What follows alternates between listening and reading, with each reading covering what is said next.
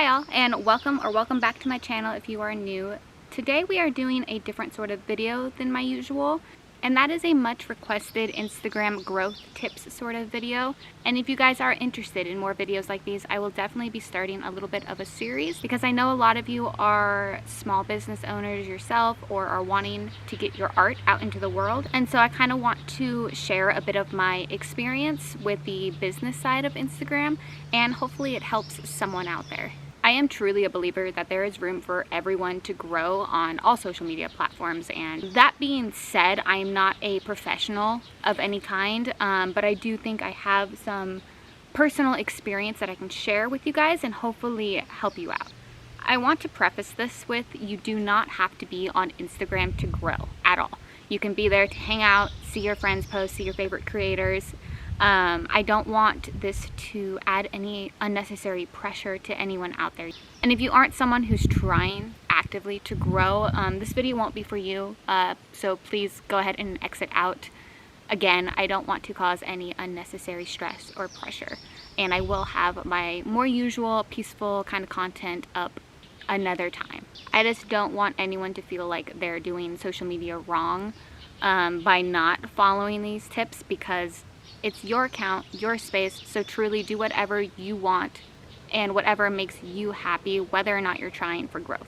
So that little bit of disclaimer being said, I'm going to go ahead and go right into my biggest tips for growing on Instagram. So tip number 1, create content that elicits an emotion. This can be laughter, happiness, or like my account is very peaceful, calming content. And this alone is one of the biggest pieces of advice that I could tell you. And I truly think it's the root of growth for most, if not all, creators out there.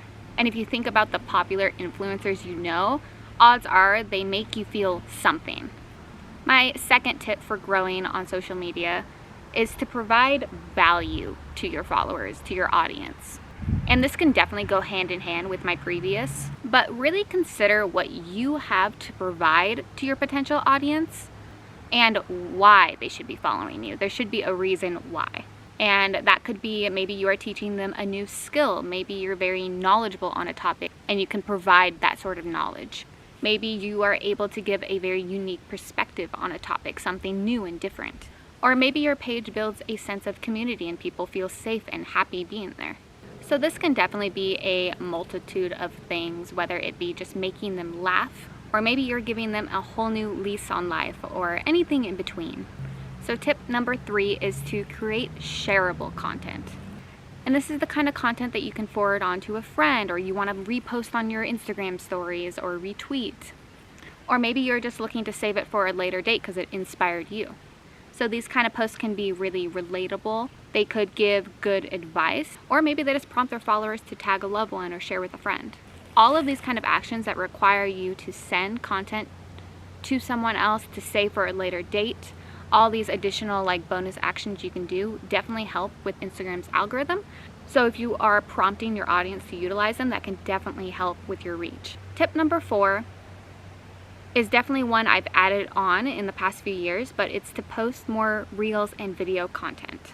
Or utilize whatever that new feature is and be one of the first to really get on top of it.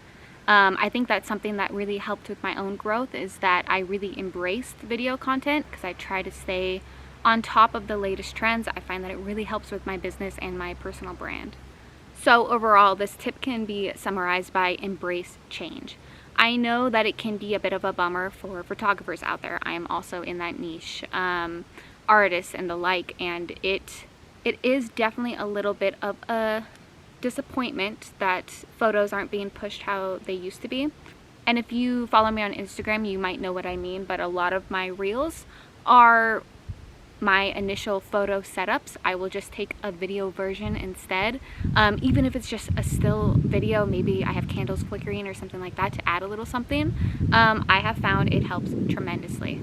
And a little bonus tip when it comes to reels on Instagram, I find I don't have this success on TikTok, but on Instagram, short videos like the ones I just said work wonders. Like 2-3 second videos of just the little still scene. Again, maybe I'll have candles flickering or maybe leaves in the background of, because I typically do a lot of window shots or nature shots, just having the leaves moving in the breeze or something like that are my best performing videos. Tip number 5, again, this goes hand in hand with the last one, but it's to utilize as many features on the platform as you can. And because we're talking specifically about Instagram, some features that you might not be using right now is that you can now create guides. An example of this could be creating a guide for your favorite spots, maybe a wish list, maybe a collection of your art. You can see the few that I've made on my Instagram page. For example, I have some of my favorite like mountain locations, especially when it comes to hiking trails.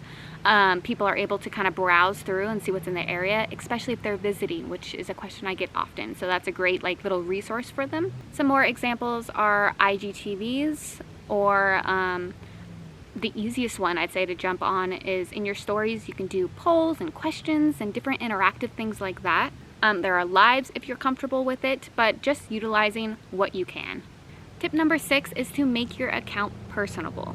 This is especially important if you're someone like me who spends most of their time behind the camera.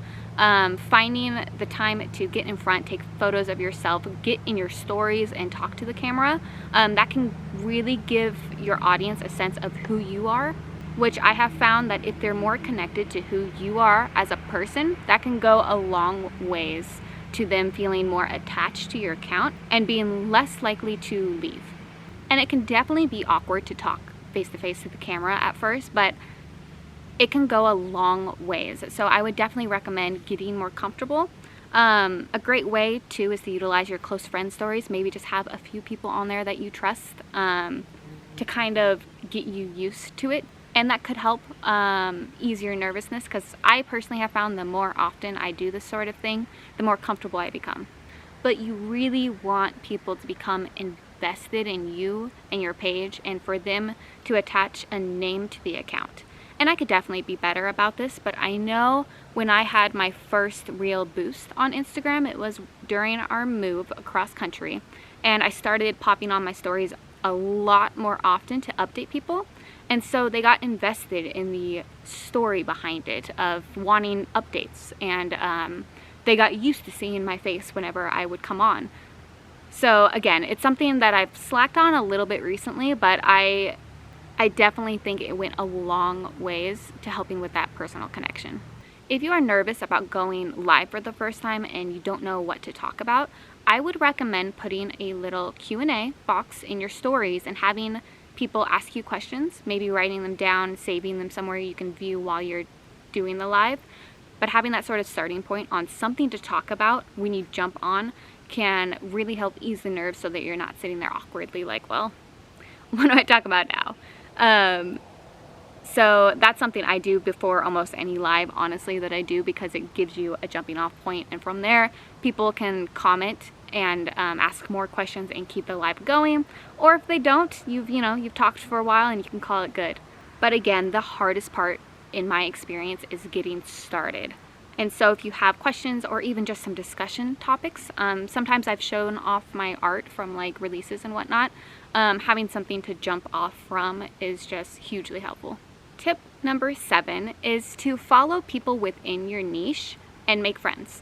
Even better, be a part of multiple niches. I could definitely do a video on this in the future, but I got to a point where I did not want to define myself within one niche, and so now I consider myself in multiple, and with that I have multiple groups of friends on there, and my audience are part of multiple communities, which I think helps my overall interest level in my content. As far as making friends go, I would recommend finding people, and you can do this through hashtags, or once you find one, you can go into who they're following and find more people within that kind of niche. But it's just to go on and leave genuine, thoughtful comments.